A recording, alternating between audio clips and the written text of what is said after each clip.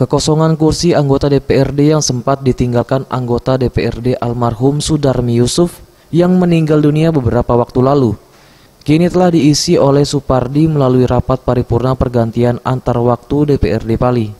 Ketua DPRD Pali Asri AG melantik Supardi berasal dari Dapil 3 yang meliputi 2 kecamatan, yakni Tanah Abang dan Abab, secara resmi dilantik.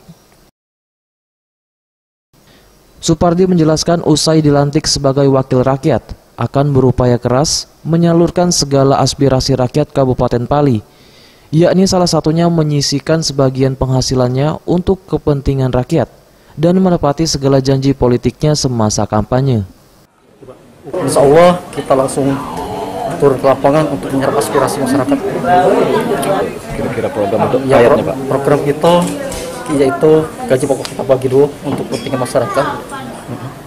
Ada pembuatan KTP yang di tempat kami begitu susah untuk membuat KTP. Insya Allah kita bantu untuk yang tidak mampu. Lancaran administrasi, Pak? Iya. Boris Simbolon, Sriwijaya TV.